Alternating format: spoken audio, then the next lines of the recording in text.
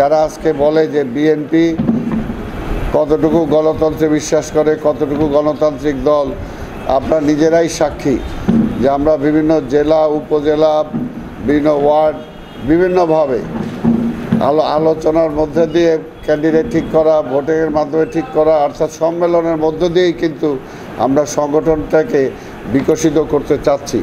তো সেই জায়গায় আমরা আশা করি যে কালকে আমাদের সম্মেলনের মধ্য দিয়ে এখানে লিডারশিপ ঠিক হবে। তবে এটুকু আপনাদের বলতে পারি যে যারাই প্রেসিডেন্ট সেক্রেটারি হোক না কেন, সবাইকে নিয়ে কাজ করার মতো মন মানসিকতা সবার আছে, সবাই থাকবে।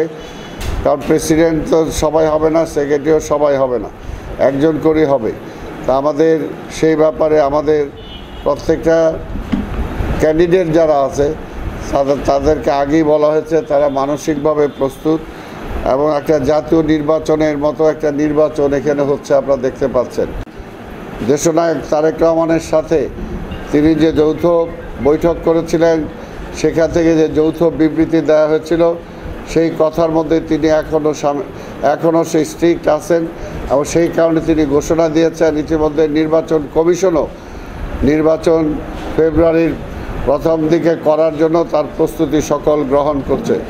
আমরা আমাদের দলের পক্ষ থেকে বলতে চাই, আমরা সবসময় এই সরকারকে সহযোগিতা করেছি, এই সরকারকে আমরাই এনেছি, এবং এই সরকারের মূল দায়িত্বটা আগে থেকে আমরা বলে এসেছি যে একটি নির্বাচিত সরকারের কাছে দায়িত্ব অর্পণ করাটাই হলো এই সরকারের মূল দায়িত্ব। আজকেও অনেকে চেষ্টা হয়তো করবে নির্বাচনটাকে বিভিন্নভাবে প্রশ্নবোধক করার জন্য। আমরা বর্তমান সরকারকে বলবো যে আপনারা সঠিকভাবে, পরিষ্কারভাবে, যদি আপনারা নিরপেক্ষভাবে আপনাদের উপদেষ্টারা যদি কোথাও এমন কোনো বক্তব্য না দেয় বা কোনো পার্টির প্রতি যদি তাদের কোনো ফ্যাসিনেশন না আসে, তাহলে আমরা তো বিশ্বাস করি যে একটা নিরপেক্ষ নির্বাচন হবে, এবং সেই নিরপেক্ষ নির্বাচনের মধ্যে দিয়ে জনগণ অবশ্যই তার প্রার্থীকে তারা বিজয়ী ঘোষণা করবে।